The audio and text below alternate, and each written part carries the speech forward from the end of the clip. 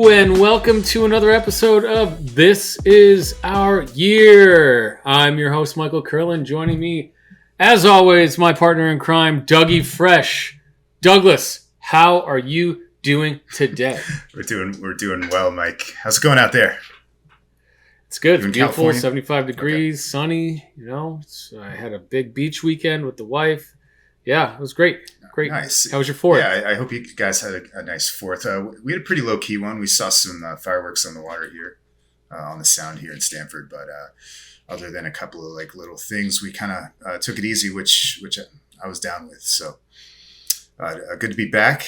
Got a lot to talk about today, don't we? We got a lot to talk about today. Man, and by the way, I have 2 beers today, and this was a tough call. Yeah, you'll never guess. They're both IPAs. You're drinking an IPA. Get the hell out of town. So what are we drinking first? Let's introduce it. Yeah, man. I want to give out a shout out to this because this is just funny.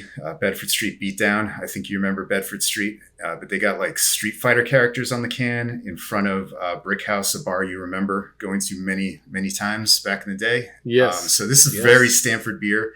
It's done by Lock City, who is a Stanford brewery locally here. Well, it says Best Friends Lunch, but Lock City brews it. Anyway, I had to pick it up. I have no idea if it's any good. That's going to be our backup.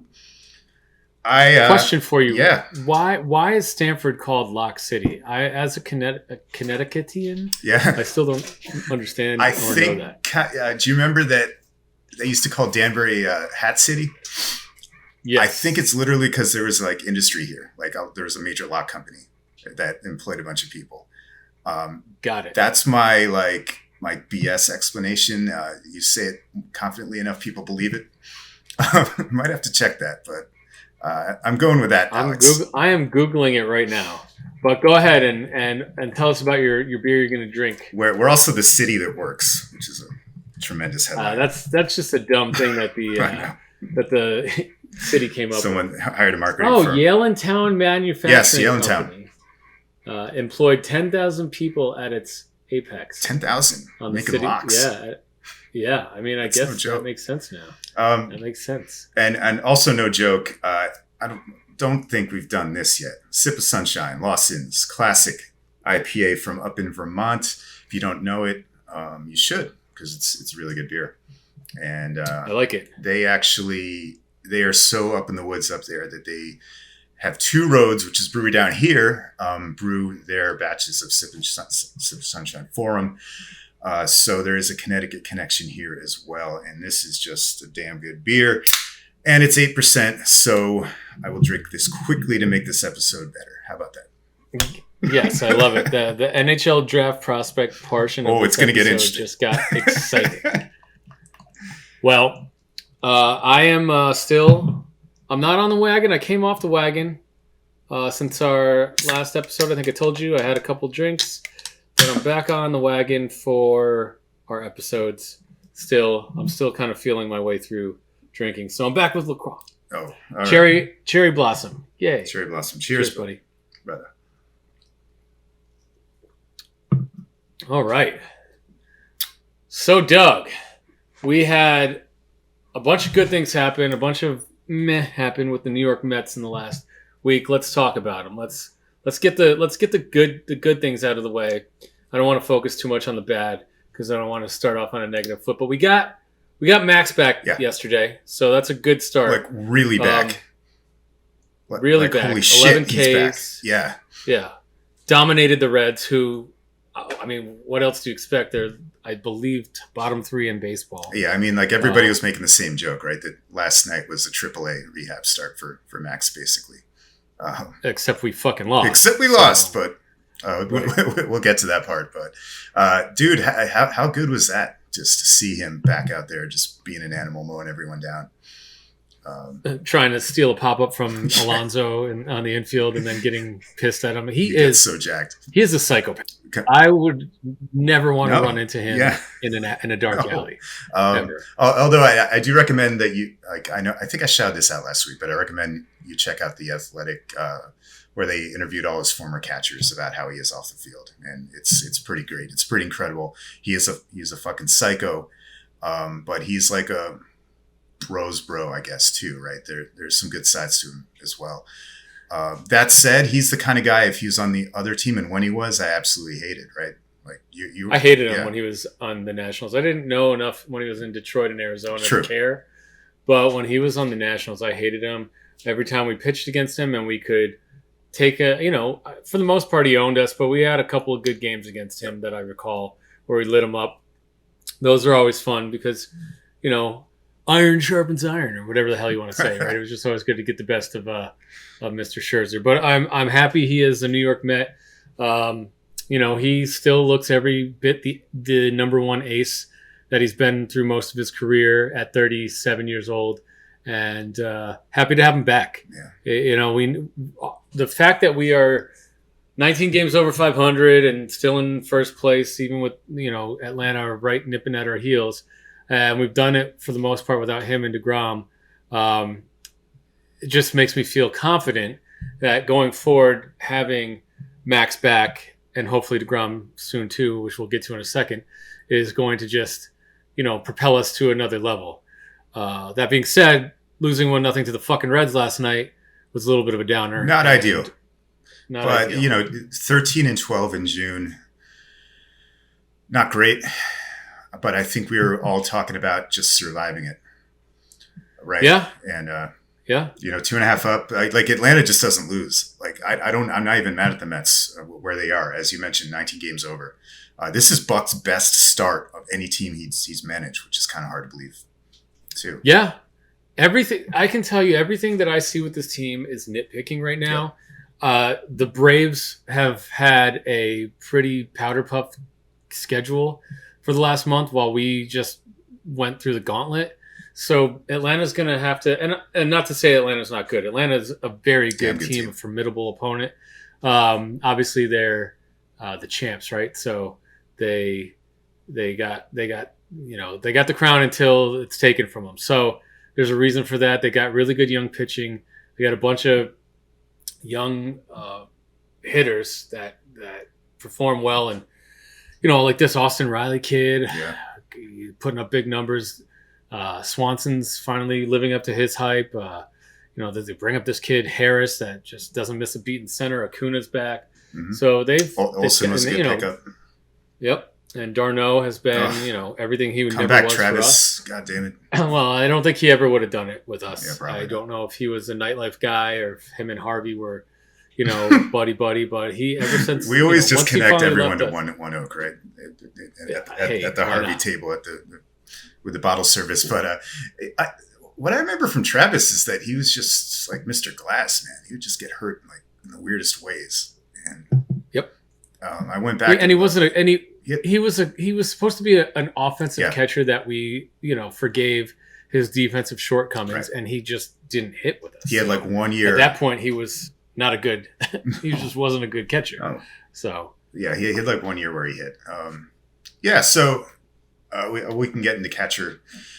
I'm sure we will, but back to Max. I mean, we need this boost, especially with a ton of games versus Atlanta coming up. I mean, that's going to be the real test, right? So you're right. I'm not worried about only being a 2.5 game lead. It's holding together, and I think that's a testament to Buck. Yeah, I think with Max coming back and Jake now going to throw a second rehab start on Friday, which is in 2 days. He pitched an inning in 2/3, struck out 5 at St. Lucie. I don't care what he does with a stat line as long as his velocity is close, which it was at 100. It was like every pitch was 100. That shit wasn't fair for those kids. I mean, fine, but as long as he can build himself back up and not have any setbacks, if we can get Jake and Max back for post All-Star break, full-fledged, going at it, and then Bassett and Taiwan have been pitching. Especially Taiwan. Taiwan's been great. I just hope he doesn't hit a wall. And then Carrasco as your fifth, and then you got some depth with Peterson. McGill can work his way back slowly. Yeah. And all of a sudden, starting pitching's maybe not a priority. But again, this is everything if everything works out, of course. Right. Which we've seen. And it's like we've seen, right? But we've seen, at least Peterson's battle tested now. I preferred not to have Trevor Williams pitch anymore after this. They're giving him another start this week to give Max another day of rest. Yeah, so I'm okay with all that. But once Jake comes back, if Peterson's your swing guy, your sixth guy in the pen, I'm happy with that. And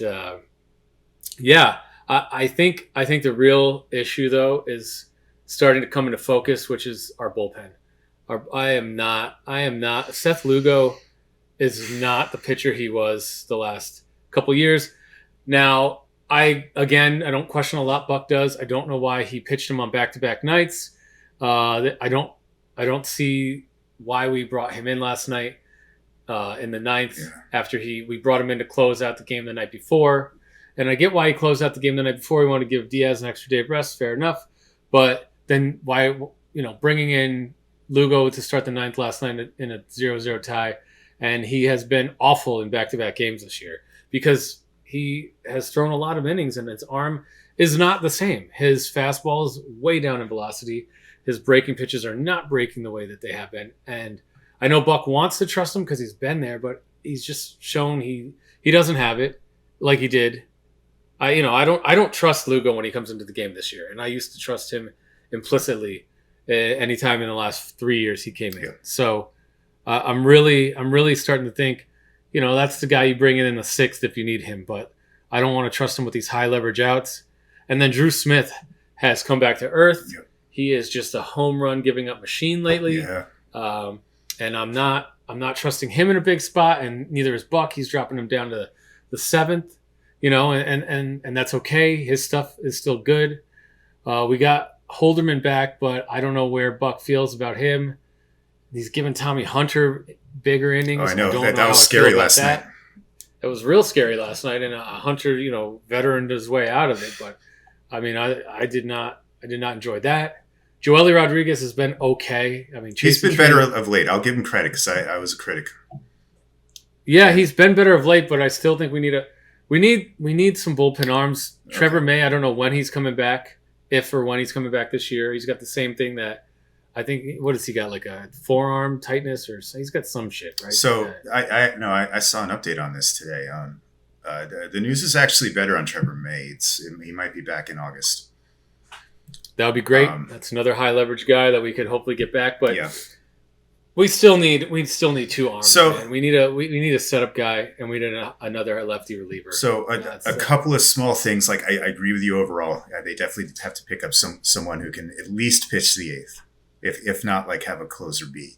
Even though every time it seems like every year the Mets trade for a closer B, it turns out to be some kind of like disaster, a lopsided trade or something. I think they have to do it. All that said, there is some science that this organization is applying to its bullpen usage this year. And they're not going to tell us exactly. But if you look at it, like all the appearances are kind of the same so far. This doesn't go well with your point about Lugo, though. You're absolutely right about Lugo. He is just not sharp back to back, obviously, but it's almost like he needs 2 days to be his old self. So I think that's kind of like the wrench in the gears, or whatever the saying is on their overall plan with the bullpen. This is different than like when Terry would just run guys until they drop dead. Buck's giving guys like Tommy Hunter a chance to do some leverage, get some leverage situations, right, against the Reds while they're 19-0. So I can't even get on him for this. You can't pitch Adam Ottavino every day, So, and I think he was holding Diaz for the ghost runner shit, anticipating extra innings, and I guess those are higher leverage now, so that's why you wouldn't use them in the ninth on the road. I don't know, man. People have criticized Buck his whole career for bullpen stuff, but I feel like almost every manager gets that. But there was that high-profile case with Zach Britton in the playoffs, his last job. I will say that. If we're applying science to it, then I feel like I trust the science. So here's a good segue. I trust this front office, and I want to segue into the other thing that happened this week. Two other things that happened this week. One is, Alvarez got promoted to AAA, and he was named the number 2 prospect in all of baseball. and he's the number one prospect in the minor leagues. So back to your point, let's rest there for a second, and back to your point of, because another thing that we do probably need is another bat, right? And last week you brought up bringing up Alvarez and Xander Bogaerts and how that kind of was So by the way, I didn't mention Xander on the show, but after we recorded, there was an article, Tim Britton on The Athletic used Bogaerts as a comparison of his call-up, and you know why he used it? They have the exact same walk rates in the minor leagues. And so there's two big points with bringing up a bat. One, is he a free swinger? If so, there's going to be major growing pains. But I think it's 12.2 walk rate means he's not Francisco Alvarez. And by the way, that's the same as Bogaerts. Two, you have to have a plan for where you're going to play him.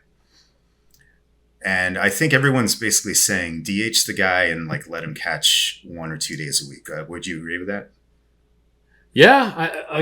My hesitation last week was solely about the pitching staff, right? Because one of the main reasons that we are where we are is because the pitching staff has been so good for the year. And even when we've had fill-ins, aside from a couple of spot starts from Williams and Sapucki, right? Peterson's pitched the best he's ever pitched. McGill's pitched the best he's ever pitched. Walker's pitching the best he's pitched. Carrasco for the most part. He's getting a lot of run support. I'm not in love with Carrasco. I will say he bounced back a bit against Texas, so I'll give him props. He did. He had if all of his pitches are working, he's great. It's just when when he is reliant on his fastball and only one pitch, it's batting. Yeah, it's BP time. So when it comes to that, I give a lot of credit to Hefner, but I also give a lot of credit to McCann and Nito. Absolutely. And I think that those guys are veteran defense first catchers, signal callers.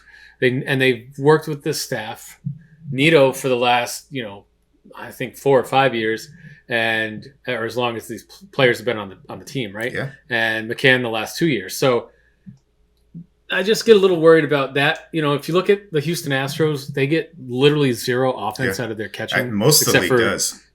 Except for against us when their catchers hit home runs, like it's going out of style. But both of their catchers are hitting, I think, a combined 145. Oh, it's stupid. But they're and around the league, it's like that.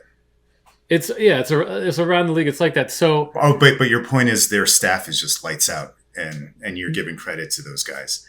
Correct. I agree, and I only look at Alvarez as a DH option at this point. I think you're right. Now, if we don't want Francisco to miss 3 months of catching, then okay, I guess that's the argument to not bring him up. But I think to your point, if his bat is ready for the major leagues and he can come in, because JD, it's not getting it done. He's not getting it done. They figured him out. They just pitch him high inside, and he can't catch up to it, and he can't lay off of it. I read today he also even balls in the strike zone. He has a really low contact percentage. Again, we're throwing out all these fancies that we were not talking about a couple years ago, so bear with us. But I mean, it makes sense. It passes the eyeball test, right? That he's missing pitches. He's missing pitches down the middle. Yep, he has such a high uppercut launch angle on his swing that they've learned how to pitch him, and he can't catch up. He cannot catch up. So, he's just got a hole in his swing, and he's either got to fix it, or he's going to be a guy. And I did read if you match him up against all the other DHs in the major leagues, he comes in at 11, which is wild to me. Which you think is good, right? It's league average, but I think that more tends to lean towards how bad other teams' DHs are. And I think if we're going right now, our lineup goes 6 deep, which is more than most teams. Yeah. But to be able to go where I think we want to go where we want to go to win the ultimate goal of winning, is we need to go 8 deep. I don't mind those catchers. I don't mind those catchers being that, ninth hitter at the turn that just, are in there for their defense. Yeah. But we need our DH. Or the occasional Luis Guillorme. But right. Oh, Guillorme's not the fucking problem. The guy's still hitting 300. It's I'll get to that a little later. Yeah, I mean he's getting slumping. Canna's exposed. slumping. Yes, No, but like to your point, like I don't mind having a glove once in a while, like in the 8th spot, because his glove is like otherworldly, you know. Right, but we need. I mean, we need if your top production. 7 is hitting, yeah. We need more production from our DH. We need and we need Escobar or whatever third base is going to be to get its act together. And like last night was a perfect example. Yeah, we got nothing last night. I mean, we got shut out by the Cincinnati Reds. The worst bullpen in baseball. Like the starter is like impressive, but he didn't make it through the 5th. No, he's a first round pick a couple years ago, and the Reds are total rebuild mode, throwing their first round picks. They don't care. Yep. They just want them to learn on the fly in the major leagues. And their pitching stats are stupid bad. They're stupid bad because they're learning on the fly. But the kid's got good stuff. The kid last night, Lodolo, had good stuff. He's a lefty with a 95-mile-an-hour fastball. Throws across his body, lot of deception out of his release. First inning, I like watching him, and I'm like, oh, this is trouble. Just for this lineup for some reason. I mean, every rookie lefty ever in the last decade has given us trouble, even if they're not good. But this kid had some stuff, to it. So I don't know. I think we need that bat. We need that DH bat. And if Alvarez can come up and be that bat, and we don't have to exacerbate prospects to get him to fill that need, I'm okay with it. And more to the point, like now would be the time to try it, not in August. Like try it before the deadline, and then spend if you have to if it doesn't work out. Right. And also the other thing that makes sense with that now being the time is our schedule is now turning into what Atlanta's was last month, where we're playing Cincinnati, Chicago, Florida. Miami, yeah. I mean, although they're playing better. Miami, sorry. No, I still call them Florida too. Right. The Florida Marlins. I mean, other than Atlanta, there's going to be a lot of Atlanta in July and August. But you're right. Schedule's looking up. Other than Atlanta, better. I mean, we have a lot of teams that we're playing a lot of teams on the rebuild. They have some good pitching, but they're not where we are yet. And if we're gonna let Alvarez figure that out, then let's bring him up right now. Let's give him a trial by error, and then I know what that also does. And I know JD has not been great this year. I know Dom hasn't been great this year, but if Alvarez can come up and be that bat, be that guy, and I know I was against this not more than a week ago, but if he can come up and be that guy, you've swayed me. Then we got two trade chips. And I know that like we've been kind of harping on JD and we've been harping on Dom, but there's teams out there. They still have value for a relief pitcher. I don't think that's what we thought we would have gotten for them, a year ago. But if we can swing both of those guys for a reliever for the stretch run here, bring back two relievers, I am okay with that, because then we don't have to touch our minor league guys. Yep. And I'm all for that. And that brings me to another segue. Well, I was just going to say real quick, the fact that Dom was a centerpiece for Hosmer and Paddock a few months ago, I think lends credence to your point that he probably still does have value around the league. And small sample size alert, but he's been hitting since he's been back. Yeah, but I still think he's our biggest trade chip right now. I don't mind it in the minor league. Like it didn't occur to me that he would be a trade chip last week when you mentioned that, but sure. Yep. Yeah, because again, he's not supplanting Pete ever, and he's not going to be our like full-time DH, right? Right. He's not hitting enough between him and Davis. If we were doing a platoon between those two guys and they were hitting, I would be okay with it. But they're not hitting. Oh, dude, it'd be great. Neither of them are hitting. So it looks like we can move those guys out, leverage them for some sort of bullpen pieces, and let Alvarez be. Or if it's not Alvarez, you go get yourself a DH. Like you said, at the trade deadline, you find someone who can come in and be a DH. Like say it. I'm not going to say Josh Bell, because now I've been reading everywhere. He's the guy. So I'm going to say Nelson Cruz. Hopefully Nelson Cruz will come in and be the 42-year-old. You're stealing Nelson from me. All right, fine. I see how it is. Elder statesman. So, but, go ahead. I don't know where you're going, but before we leave the Mets bats, I did look up some numbers for you since June 1st. And, I don't want to leave their bats. Okay. I want you to get to this, but I do want to say the last thing, based on all the stuff we're talking about with trades, is that I thought that was great this week was Epler came out and he said we have a plan in place. I don't speak in definites, but it would take a lot for us to move our top prospects. And I've been banging the drum. I don't care about Maurizio or Vientos. Yeah, I mean that's a little against what you've been saying. It is against what I've been saying, but it makes me feel confident that we're not going to do what we've done the last few years and just dump our guys for mid-level rentals. So I think Epler got a raw deal in Anaheim. I really believe living out here that Artie Moreno is probably the toughest owner to work for in all of Major League Baseball, from a standpoint of just he wants results and he is very meddlesome, and if he's not getting his results. So because that team was payroll an issue there though? Payroll's never been an issue. It was just like you can spend like a sailor, just like get me results ASAP. Like that was the and then trade all the guys. They didn't put a lot of their drafts have been not great for the last few years. I think they signed so many guys that they lost so many first round picks. I feel like they've never been able to pitch since Trout's been there. They've never been able to sign the pitchers. They give money to a guy like Noah. I mean, still even then they gave up their pick to sign Noah this year, right? Like, thanks, I'll take it, but that's not smart in terms of a front office. Yeah. And I don't think that was their GM's thought. I think that's Moreno coming in and saying, I want Syndergaard, get the deal done. I don't care about the draft. All right, well. And you do that so many years in a row, you start having a bottom five, system where you don't develop these pitchers, and they haven't developed a lot of kids over the long haul. A lot of injuries, some tragedy over there. Tyler Skaggs. Yes. God, but it's Major League Baseball needs Ohtani on the national stage. We don't talk about him out here. I don't know if he gets talked about out there, but he's one of a kind, right?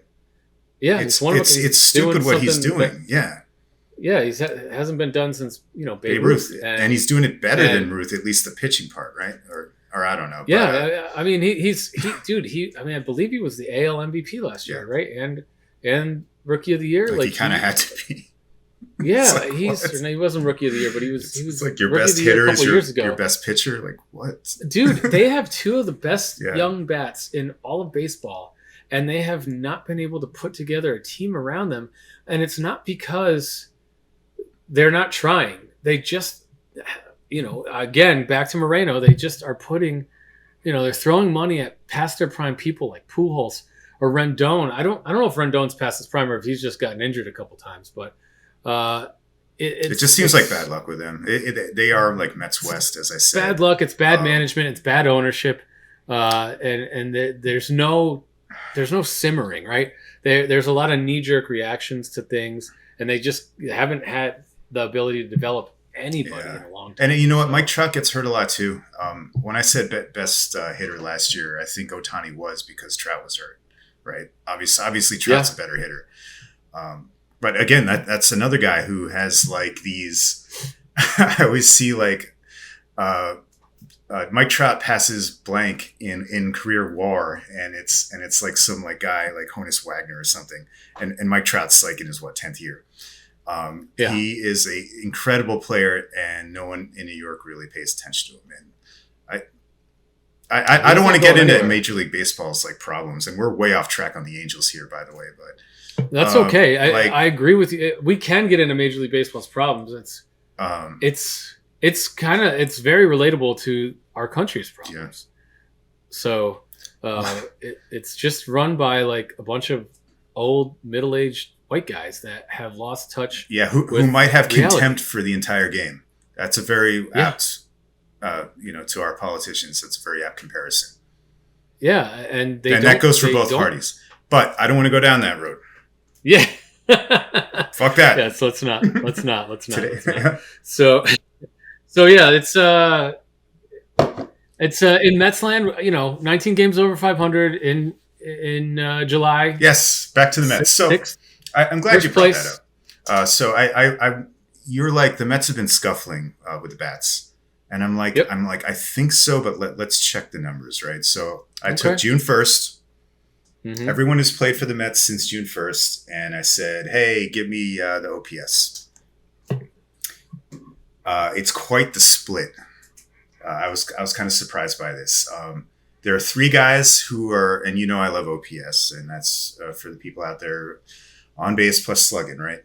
I can give you batting averages too if you want, but I like OPS. Let's just stick with OPS. Yeah, I think it's a good measure of like what a guy's doing. Three guys are over 800, which is very good. Can you name them? Since June 1st. June 1st. Yeah. Lindor. No. Marte. Yes. Okay, Marte. Nimmo. No. I was surprised too. Pete. Yes. Pete's always. Okay, Pete and Marte are over 800, and then who else is hitting right now? I'll give you a hint. This guy was banged up for a bit. McNeil? Yeah. So not only that, after those three, and there's a small sample size for Khalil Leal and Dom Smith, by the way, shout out, but like whatever. So like those five guys are over 800. There is no one. Those three guys? No, sorry. Khalil Leal had two at bats. He's way over. Yeah, so there's three guys, three regulars. But shout out to Dom. He won 818 in 22 plate appearances. Okay, anyway, perfect. After that, there's a huge gap. Like literally no one is in the 700s. Right. So you have Nimmo at 697, Escobar, who hit some home runs this week. He did. At 679, Mark Canha at 665, JD 663, Lindor 663. This is not great. No. The lineup is scuffling. And they're pitching around guys. To get to the guys that are not hot. So just to put this into more perspective, Escobar put up 6 home runs, 21 RBIs during that 679 OPS. It's not like he's been completely useless. Lindor is a great example. 5 home runs, 15 RBIs, but he's only hit 216 since the start of June 1st. This is what I was talking about last week with him. Right. And it makes more holes in our lineup. Mm-hmm. It makes more holes in our lineup. And like really, last really night was hard. basically the prime example of what's, look, the slumps happen, right? Yes. But it's when they happen at the same time. This team could use a shot in the arm. Yes, they little could. Kickstart. So maybe bring Alvarez up and let him be your DH. Or if Dom is hitting 800 OPS, he should be getting those at bats against all the right-handers. Yeah, at least. that's what I was going to say. As of right now, Dom should be your right-handed starter DH. Yep. Or put him at first and let Pete DH. Sure. Whatever you want to do. Sure. But I don't care. That should be the first thing that they do. And I'm sure that they have the analytics to figure this out. Oh right? yeah, I know. But I don't think Buck is stubborn with things like that. I mean, maybe he'll play a hunch here and there, but I think he lets the analytics tell him things, and he will follow this analytics. In short, we've been talking about the Mets for a while. You are now open to Alvarez coming up. I'm open to Alvarez coming up. I think you make a great point. Okay, so I was kind of slightly disappointed when he got promoted to AAA. Are you following why? Like maybe there's like a longer term plan, and that basically like confirmed that he wasn't coming up, or am I crazy? Could he get called up after like 3 games in Syracuse? I don't think he's going to get called up after 3 games, but I think they're going to let him. Maybe their longer term plan is to let him do July in AAA, and then August come up in August if he hits well. I don't think they want to rush him. I think you just never want to rush a guy. We've seen so many guys that we did rush not pan out, and I think already promoted through 3 levels. He's gone through 4 levels in the last 2 years. Yeah. Get him up here. Conforto did okay.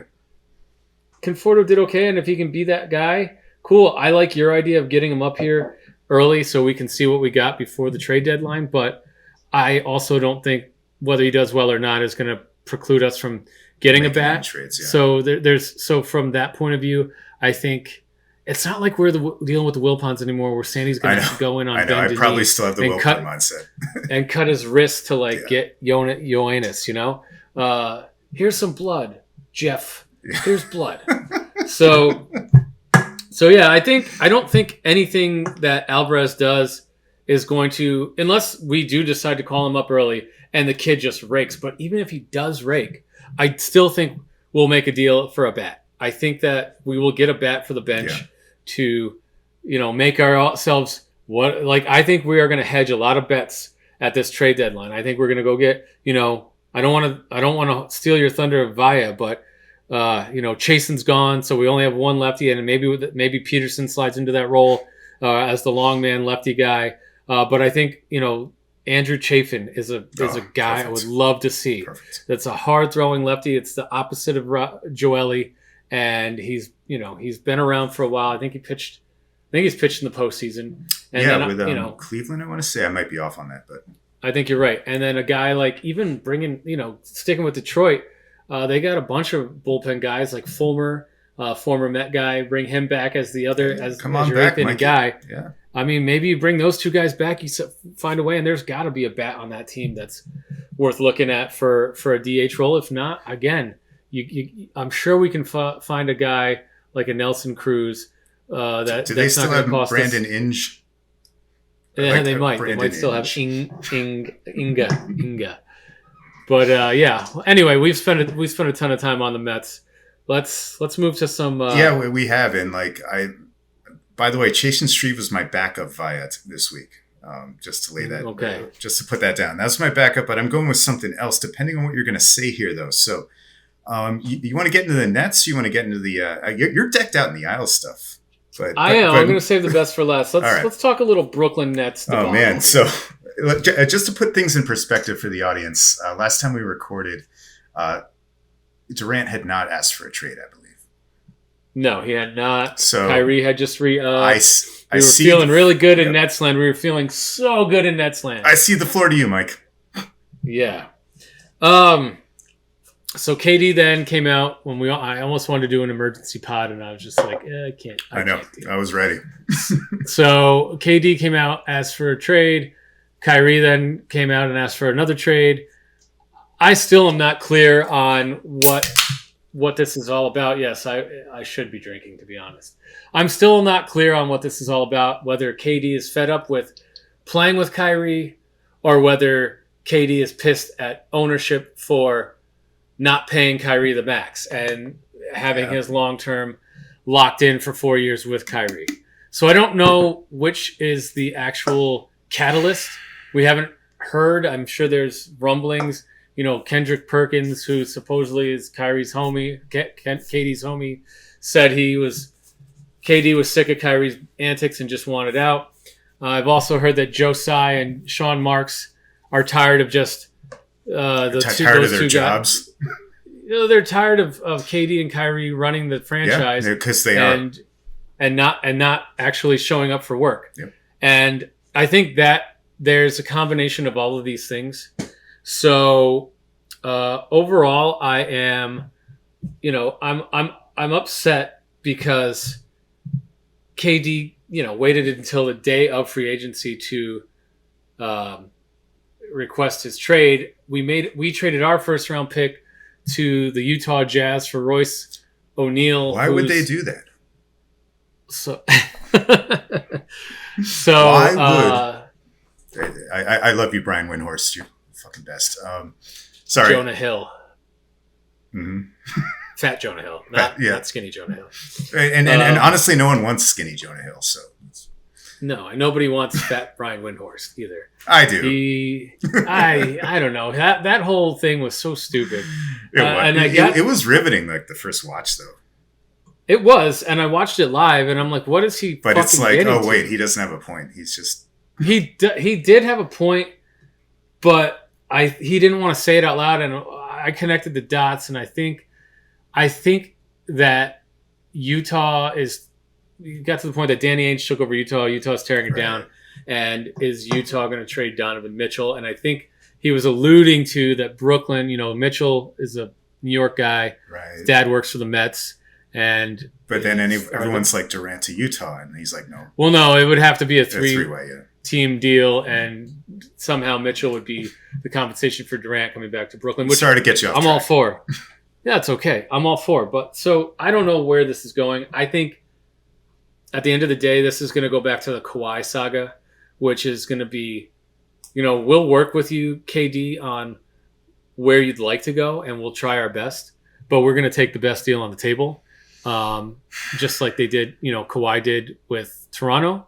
And I think that that's what they're going to tell him. And if he doesn't want to go or he wants to be malcontent, it's you got 4 more years and you have no trade control. So buckle up, Jesus Christ. Yeah, So, and I don't know what's going to happen with Kyrie, other than who, by the way, he wants to go said he wanted to get out. Then right after opting in. Right after he opted in, he said he wanted to go to the Lakers. He wasn't going to leave. He wasn't going to leave $31 million on the table. Mm-hmm. As crazy as he is, he's not that crazy, right? And he wanted a 4 years, max deal. And I think if we had given it to him, everyone would have been happy. But would you have been happy? In theory, yes, I would have been happy because I think the window on those two is closing on this team. And I think this would have been the year that we would have had our best shot if everyone showed up and played 65 games and didn't get injured. But that's never happened between the two of them. And I don't want to get too harshly into KD because he missed a whole year, which we were aware of. And his stuff has been all injury related. He's been nicked up here and there. So when he's played his ass off. But Kyrie's, he's a part-time. Even before COVID, he was part-time. He just does whatever all he the wants jokes to do. aside, he's a complete pain in the ass. He's a complete pain in the ass. He's a complete great player pain in when the he ass. plays, but he's a great player, and that's the frustrating part, right? Here's my conspiracy theory. Here's what I think what we're in for is this is going to play out until right before the start of the season for both of these guys.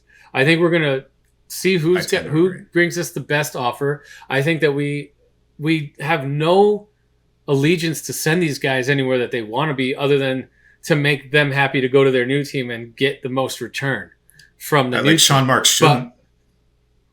But I don't think if Toronto has the best offer and KD says, unless he says I'll retire, then let him fucking retire. But hold on. Here's my conspiracy theory, and I know Wojnarowski and Shams have said they all want out, they won't want to, and no, this is over. But I think at the end of when it's all said and done, I think the play is going to be we can send you to Toronto or wherever. That's the best offer. You can't do anything other than retire or not go. So if you want to go to there, cool. Otherwise, run it back with us. Yeah. And I think that's going to be the same thing he's going to say to Kyrie. And I think they're going to try and explore all their options throughout the summer. And I think now that ESPN stopped blowing up this KD requested a trade, and it was 2 days worth of news, and now you haven't heard shit about it. Because we have time on our side. If you have time, use it, like Lou said, right? Lou Lamoriello. Yes. And I think that they're going to see that they can play together unless KD hates Kyrie that much and he just wants out. And I'm starting to think that's not the case. I think he's upset that the Nets didn't give him the bag so that they could play together for the next 4 years and he would know he had a riding mate. That probably to me makes the most sense. And everything the Nets have done otherwise has been really looking like they're going to try and compete this year. We re-signed. So real quick, talk about who they picked up.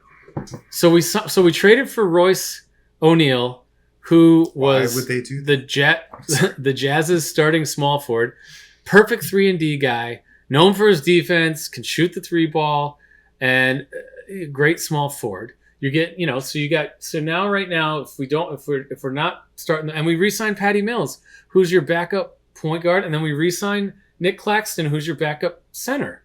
So I don't know. Yep. And then we just signed TJ Warren and Edmund Sumner. Sumner's I don't know. I think that's more of a camp body. I don't think that's a guy. Yeah. Maybe he's your backup point guard hedging your bets if we do trade Kyrie. But you got TJ Warren, who was great two plus years ago. Yeah. One of the best players in the league from a scoring standpoint. He had a breakout season, then he hurt his foot. It hasn't been the same since. But if you got that guy on a vet minimum, he can play the 2 and the 3.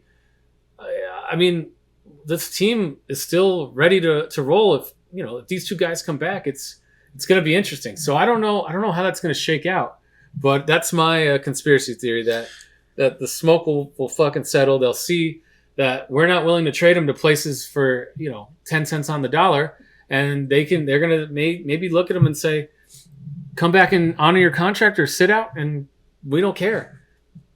I was going to ask you straight up that night, but I kind of got into some stuff. But yeah, I was going to be like, why is this happening right now?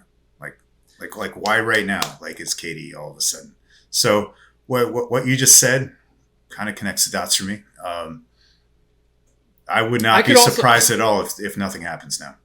Yeah. Yeah, I could also see him getting moved, and there's a bunch of then I'm going to put you on the spot. What's the most realistic and then what's the like who would you want back? Like, what team would you want to deal with? I think you saw Rudy Gobert go. So let's start with KD. I think you saw Rudy Gobert go for 5 draft picks and a player, right? Yeah. So Minnesota's GM was drunk. It doesn't matter, right? I mean, that precedence was set. So you can say whatever you want, but that's where it starts, right? The Harden deal. Yeah, the Harden deal was 4 picks and 4 pick swaps. I think we're getting into like the 5 picks and 5 pick swap territory here. And I think you need also a young all-star caliber player. I don't know. The teams the 3 teams that are rumored. He said he wanted to go to Miami and Phoenix. I don't love either of the packages that we can get back from either of those 2 teams. And Toronto is a team that's been lurking, is what I've heard. I think their package can be the best from a player standpoint. And then you have Golden State, who's also rumored to possibly be interested. And their package would be the best from a player standpoint. Which would include Wiggins, right? It would be Wiggins and Wiseman and I think Poole. Yeah, and then that's pretty good. They own all their draft picks. That's not a bad start. But these trades have historically shown you're getting 10 cents on the dollar from a player standpoint, and it's all about the draft capital. But the problem with Brooklyn is we don't own our draft capital for the next 6 years, so doesn't help us to be bad. No. We can tank all we want. It's Billy King all over again, right? We're back in the situation where tanking doesn't help us because we don't own our own capital. So we need to you need to buy compete from a team that we think the window is closing on, and in those later years, we need those picks to be unprotected. So moving on to Kyrie, something like that is going to be, if he goes to the Lakers where he wants to go, and we take Westbrook back so that we can get all that money off the cap, we're going to want the Lakers' first round picks in like 3 years, and we're going to want them to be all unprotected. Right. So I don't know. I don't know where that leaves us, but that's what it all comes down to: a bunch of prima donna players who run the league. They run the league. They do, and it shows the player empowerment. And this is why I think it's the nature of the sport, though, too. Like, you have 5 guys on the floor. Yeah, but the owners gave up the power to the players in the last 2 CBAs, where the players actually they do the profit share, where the players get more money than the owners. That's fair. The players get 51%, the owners get 49%. You'll never have me rooting for the owners, though, in that argument. I think agree that's with good. you. But I think you're saying this is a side effect of that, and you're right. Yes, this is a side effect of that, where the players almost have too much power now, right, and they call the shots. They say who they want to be the coach, and we're getting and you see the opposite of that now, where the guys aren't even honoring their contracts. They just I don't want to be here anymore. Trade me. But you signed a 4-year deal, paying you X amount of money, but now you don't want to be here, so you want to be traded. And and you showed up to work for half of the days that you were supposed to in the last 3 years, which, to KD's point, he was injured. What are you going to do? But to Kyrie, like, you've just shown up when you wanted to show up, and you've taken vacations when you want to take vacations. Here's one real quick thing I want to say about this. How does KD not have like an NTC, no trade clause to certain teams involved, when like the entire fucking NHL does? Like, Sergei Varlamov has 16 teams he can't get traded to. But Kevin Durant doesn't have that? Like they were talking about that on the same show when Windhorst was doing his. yeah, okay, So, and that was, I forget whoever the talking head was. right. That was his biggest point. He's like, how does KD's agent, who's what's his name? Rich Paul, is that his name? No idea. Don't care. He's like the most influential agent in the NBA. And he's like, how did he not at least get a no trade clause built in so he could at least control his own destiny? What the fuck? And it was mind blowing. It was like, so KD a year ago must have been like, I'm all in on Brooklyn for the next 4 years. Let's do this. Yeah. And then his boy didn't get the money, or and by the way, sick of his boy. I swear I didn't know that till like we started talking about it. So I guess great minds, but whoever that was on First Take. But yeah, that blows my mind. And you were just talking about how much power these players have, but he's stuck. He could get traded to Charlotte.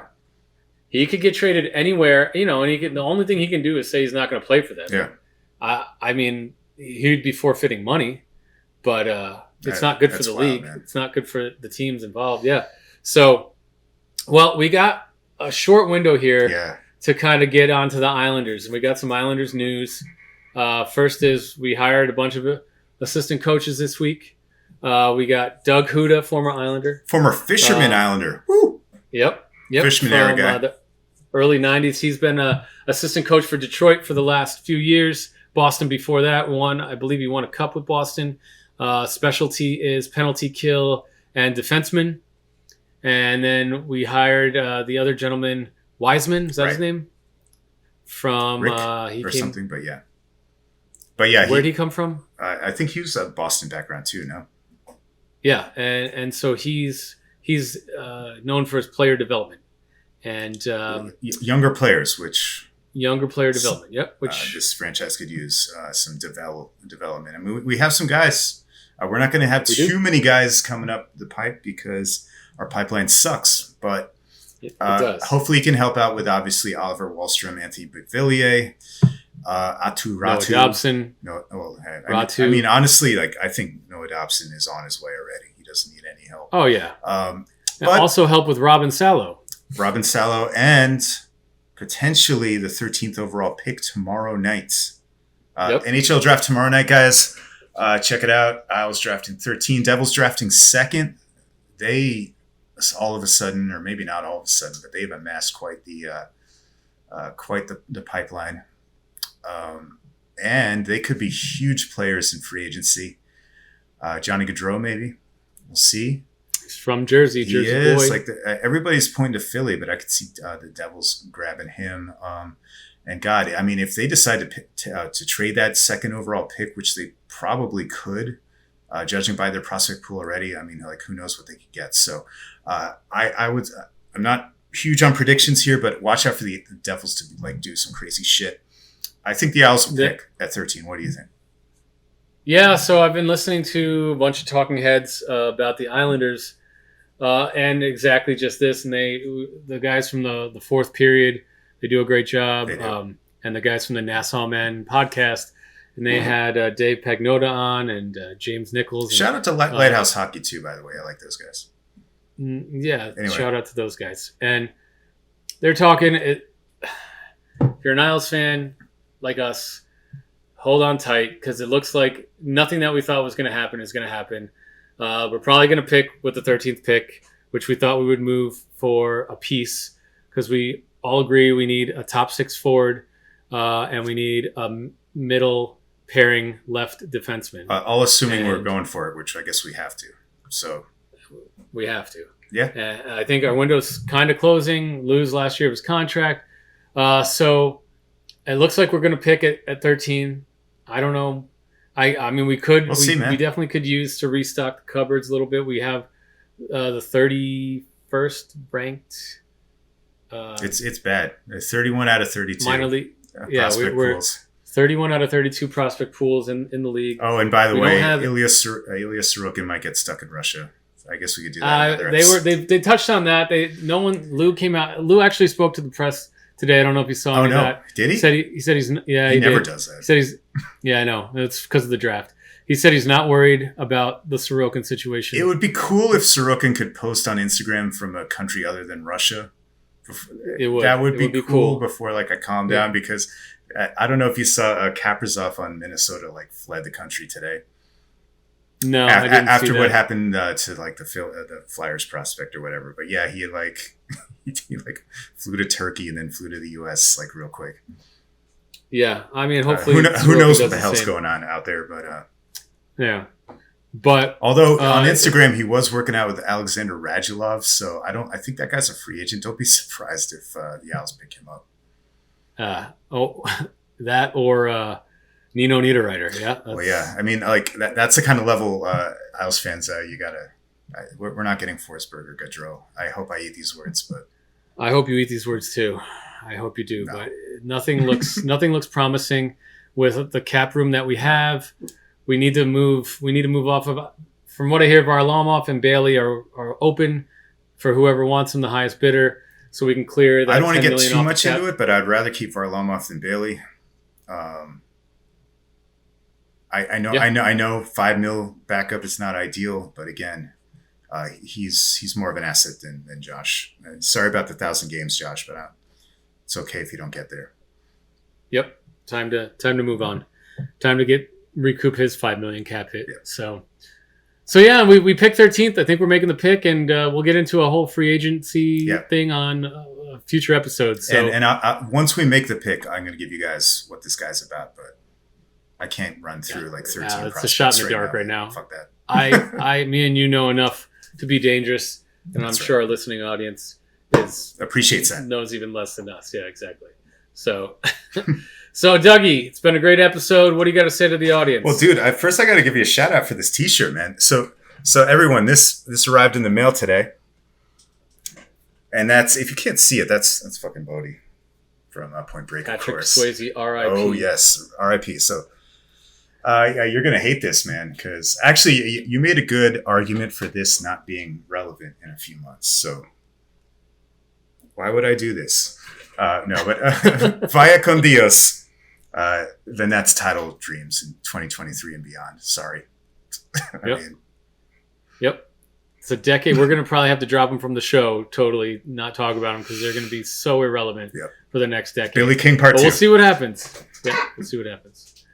All right, Dougie, it's been great, audience. We'll see you next week. Thank you so much for watching.